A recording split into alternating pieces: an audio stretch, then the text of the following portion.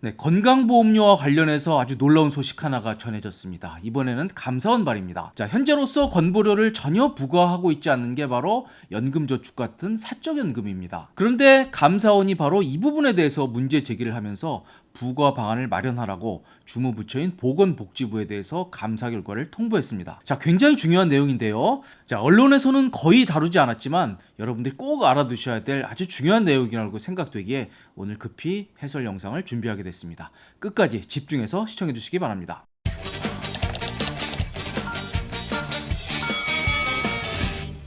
자, 건강보험료는 지역가입자든 또 직장가입자든 굉장히 중요한 기준이 바로 소득입니다. 직장가입자의 경우에는 이 보수가 기준이고요. 그리고 그 보수 이외의 소득월액이 올 9월부터는 2천만 원을 넘게 되면 그 2천만 원 초과분에 대해서는 건보료가 부과가 되게 됩니다. 물론 2천만 원이 안 되면 그냥 보수에 대해서만 건보료 부과를 하고 있습니다. 지역가입자의 경우에는 이 소득과 재산이 모두 기준이 돼서 바로 건보료가 책정이 되죠. 자, 그렇다면 여기서 말하는 소득은 무엇일까요?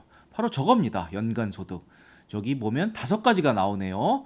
저 5가지 하나하나의 항목에 대해서는 기존에 자세한 해설 영상을 올려드렸으니까 그것을 참고해 주시면 되겠습니다. 자, 그런데 저 맨 마지막 부분 흐리게 나와 있는 저 글씨 한 줄은 뭘까요? 그렇습니다. 사적연금은 제외입니다. 자, 여러분 2022년 8월 현재 이 건강보험료는요, 저 사적연금은 제외하게 돼 있습니다. 사적연금을 얼마를 받든 간에 거기에 대해서 건보료 부과하지 않고요. 거기에 대해서 피부양자 자격요건을 따질 때도 사적연금은 아예 소득이 아닌 것으로 그렇게 보고 있습니다. 한마디로 건보료 무풍지대라고 볼 수 있는 게 바로 사적연금 시장입니다. 자, 그래서 많은 이 유튜버 분들이 이 사적연금을 이 건보료 무풍지대로 추천을 하고 있죠. 저도 뭐 기존 영상에서 그렇게 설명을 드렸습니다. 자, 그런데 사실 이게 법적인 근거가 없다는 지적은 과거부터 좀 있었습니다. 자, 소득세법 20조 3에는 이 연금소득에 대한 규정이 나옵니다.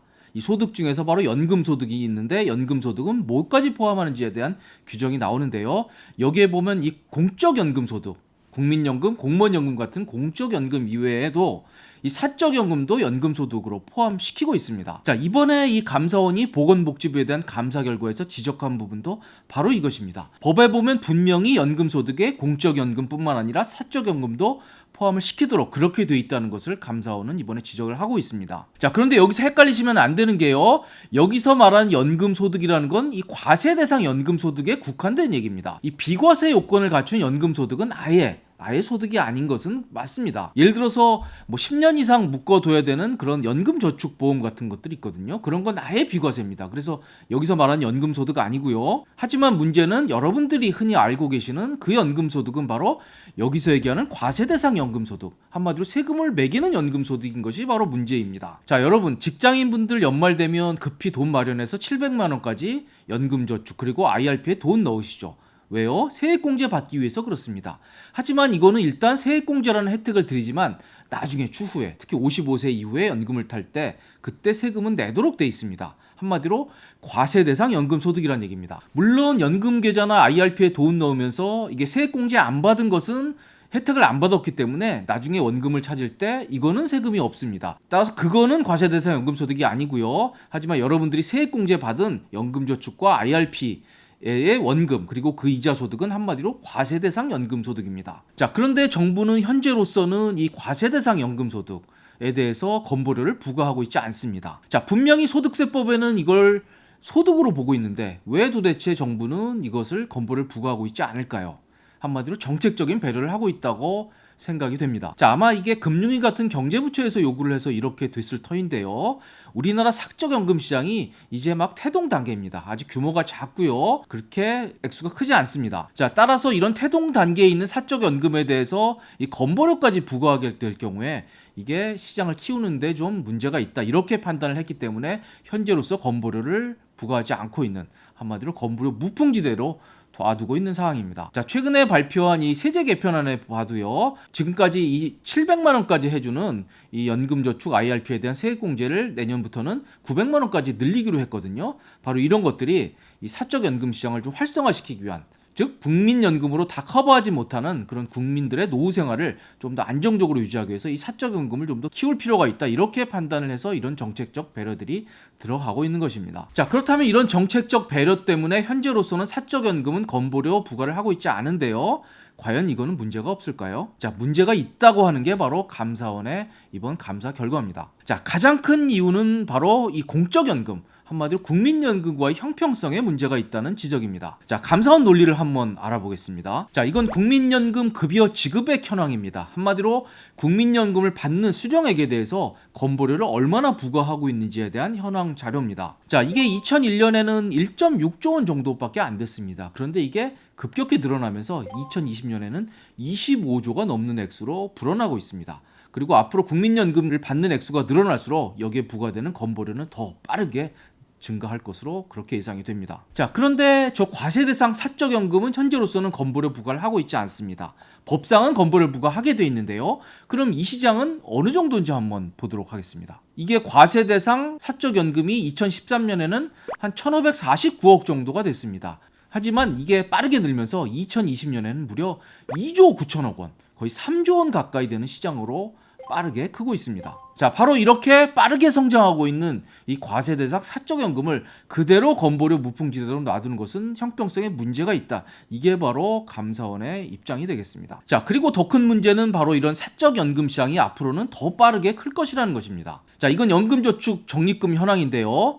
연금저축이라는 건 일단 젊었을 때 부었다가 나중에 노후에 특히 55세 이후에 타게 되는 것입니다. 그런데 이 적립금을 보면 94년에 한 2조 원 정도밖에 안 됐던 것이 2020년에는 무려 146조 원으로 적립금이 가파르게 올라가고 있습니다. 자, 이렇게 적립금이 는다는 것은 이 과세대상 사적연금 시장도 빠르게 늘 것이라는 예상을 뒷받침하고 있습니다. 자, 이렇게 사적연금 시장이 빠르게 성장하고 있는데 이 공적연금에 대해서는 칼같이 건보료를 부과하면서 이 사적연금에 대해서는 이 시장을 키우게 했다는 그런 이유에서 완전히 건보료에서 면제시켜주는 것은 형평성에 문제가 있다. 이게 바로 감사원이 이번에 내놓은 감사 결과가 되겠습니다. 자, 앞으로 이게 건강보험에 대한 재원 수요는 앞으로 늘어날 수밖에 없습니다.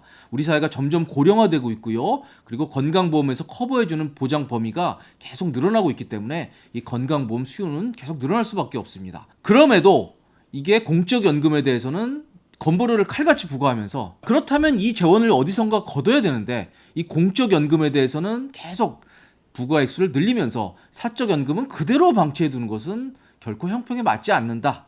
이런 논리가 감사원 논리입니다. 자, 이거 연금저축 IRP 드는 분들에게는 좀 정신이 번쩍 드는 그런 대목이 아닐 수 없습니다. 자, 만약에 이 감사원 지적이 현실화가 된다면 과연 어떤 변화가 있을까요? 자, 이건 감사원 자료인데요. 한번 보겠습니다. 이분은 58년생 B씨입니다. 이분은 국민연금을 받고 있는 은퇴자가 되겠습니다. 이분은 국민연금을 연 2천만 원을 받고 있습니다. 여러분 잘 아시다시피 올 9월부터는 이 지역가입자, 다른 재산이 없다 하더라도 연소득이 2천만 원만 넘으면 더 이상 건보 피부양자는 안 되고 지역가입자로 전환을 하게 돼 있습니다. 어쨌든 간에 이분은 국민연금을 연 2천만 원을 받고 있기 때문에 지역가입자가 될 수밖에 없습니다. 자, 그래서 이분이 이 국민연금 소득과 뭐 다른 재산을 기초로 해서 지역가입자로서 건보료를 계산을 해봤더니 월 한 22만 원 정도 건보료를 납부하게 그렇게 돼 있습니다. 자, 이건 뭐 특별한 케이스는 아니고요. 주변에서 많이 보는 그런 경우가 되겠습니다. 자, 그런데 다음 사례 한번 보겠습니다. 이분은 63년생 H씨입니다. 그런데 이분은 국민연금은 받고 있지 않고요. 대신 사적연금을 받고 있습니다. 그런데 이분이 매년 받는 이 사적연금 소득은 무려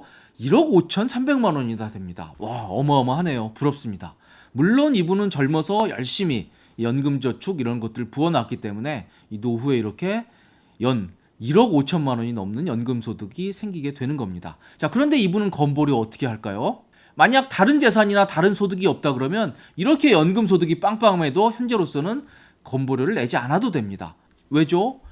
저 1억 5,300만 원이나 되는 사적연금소득은 이 건보료에서는 아예 소득으로 안 보기 때문에 그렇습니다. 물론 다른 뭐 소득이나 재산은 없다라는 가정하에 말씀을 드리는 겁니다. 그런데 이번에 만약 감사원 지적대로 저거를 소득으로 보는 순간 이분에게는 엄청난 변화가 일어나게 됩니다. 그래서 만약에 저 1억 5,300만 원을 다 소득으로 잡힐 경우에 뭐 다른 재산 이런 걸 따지지 않아도 바로 이분에 대해서는 월 38만 원이 넘는 건보료가 나오게 됩니다. 거의 월 40만 원, 안 내던 건보료를 월 40만 원 내게 되는 그런 상황으로 확 바뀌게 됩니다.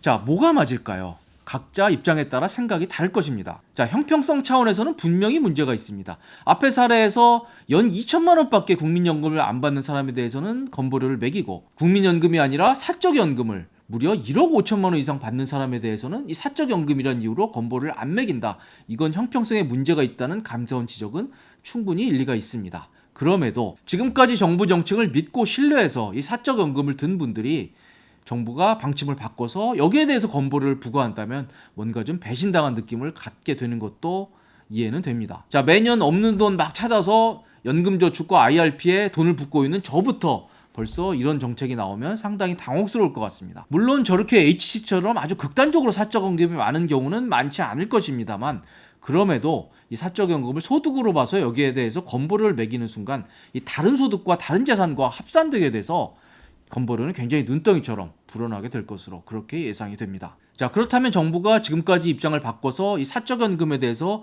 건보료 부과를 시작하게 되면 과연 어떤 변화가 있을까요? 자, 이건 감사원 자료인데요. 자, 이건 2020년 귀속 기준인데요. 55세 이상 지역 가입자 중에서 연간 사적연금이 500만 원 이상인 사람을 한번 따져보니까 대상자 수가 4만 명이 약간 넘었습니다. 그리고 그분들이 현재 건보료를 내고 있지 않는, 즉 과세 대상 사적연금 소득을 보니까 이게 한 4,800억 정도, 거의 5천억 정도가 됐고요. 그리고 현재로서는 여기에 대해서 건보료를 부과하고 있지 않지만 만약에 여기에 대해서 건보료 부과를 하게 되면 여기에 대해서 한 180억 정도 건보료가 매겨지게 되는 것으로 그렇게 감사원이 조사를 했습니다. 자, 그리고 이거는 건보료를 현재 내고 있는 지역가입자 얘기고요. 지금까지 건보료를 내고 있지 않은 피부양자 경우도 한번 따져보겠습니다. 이 사적연금을 소득으로 보는 순간 이 건보료 자체에도 영향을 미치지만 이 건보료를 낼지 안 낼지 바로 피부양자 자격요건을 따질 때도 결정적인 영향을 미치게 됩니다. 자, 특히 올 9월부터는 재산이 없어도 연간 2천만 원 소득이 넘으면 바로 이 건보 피부양자 자격을 상실하고 지역가입자로 전환을 하게 돼 있죠. 자, 그래서 감사원 자료를 보면요.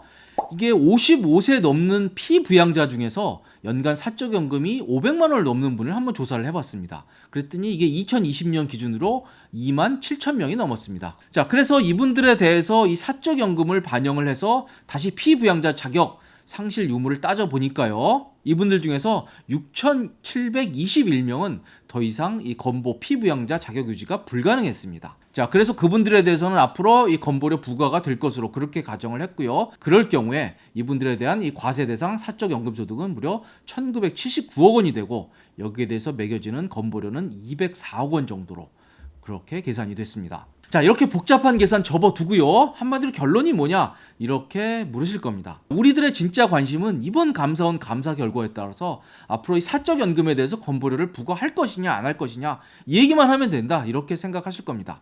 자, 그럼 결론을 한번 보겠습니다. 자, 감사원 감사 결과 보고서 말미에 감사원은 이렇게 조치를 했습니다. 보건복지부 장관과 국민건강보험 이사장은 공적연금소득뿐만 아니라 이 사적연금소득까지 포함한 연금소득 전체를 파악하고 이를 다른 소득과 함께 이 소득 금액에 반영해 관리하는 방안을 마련하라고 통보를 했습니다. 한마디로 이 사적연금까지 합쳐서 건보료 부과하는 방안을 마련하라고 그렇게 감사원이 통보를 한 겁니다. 통보라는 말이 바로 나오고 있습니다. 자, 그렇다면 감사원 통보는 통보고요. 이게 주무부처, 즉 보건복지부는 어떤 입장을 가지고 있는지 이게 더 관심일 것 같습니다. 자, 감사원에 대해서 보건복지부는 이렇게 의견을 냈습니다. 감사 결과를 수용하면서 수용한다네요. 안타깝습니다.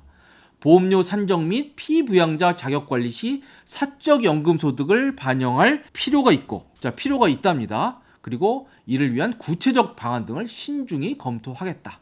이렇게 답변을 하고 있습니다. 한마디로 이 감사원의 지적 내용에 대해서 수용을 하겠다. 하지만 구체적인 방안에 대해서는 신중히 검토하겠다. 이런 입장을 밝히고 있습니다. 자, 요 보건복지부 의견을 제 용어로 한번 정리를 해보면 딱 두 마디로 요약이 될 것 같습니다. 한마디로 하겠다. 하지만 좀 더 시간을 달라. 이렇게 저는 요약을 할 수 있겠습니다. 자, 그리고 제가 다시 한번 강조드리고 싶은 거는요.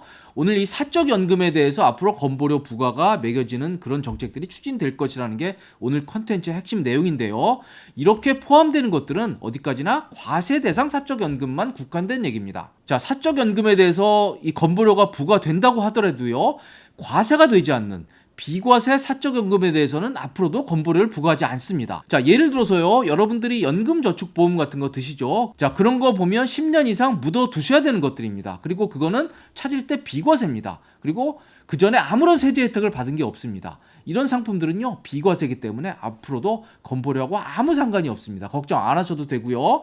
그리고 연금저축이나 IRP도 여러분들이 불입하시면서 세액공제 받은 것들만 과세 대상입니다. 부으면서 세액공제 안 받은 것들은요 그 원금에 대해서 나중에 찾을 때 세금 안 매깁니다. 왜요? 혜택 받은 게 없기 때문에요. 따라서 추후에 건보료 제도가 바뀐다 그래도 그분에 대해서는 건보료를 매기지 않기 때문에 아무 걱정을 하지 않으셔도 됩니다. 오늘 걱정을 하셔야 될 것들은 앞으로 세금을 내야 되는 그런 사적 연금들입니다. 연금저축, IRP, 세액공제 받은 그런 부분들에 국한된다는 말씀을 드리니까요. 착오 없으시기 바랍니다. 자, 저희는 지금까지 이번 감사원 감사에서 지적된 이 사적연금과 관련된 이 건보료 부과 이슈에 대해서 자세히 살펴봤습니다. 지금까지 도움이 되셨다면 구독, 좋아요, 알림 버튼 설정까지 부탁드리고요. 건보료와 관련해서는 가장 알차고 가장 유익한 컨텐츠를 약속드리겠습니다. 지금까지 시청해주셔서 감사드립니다.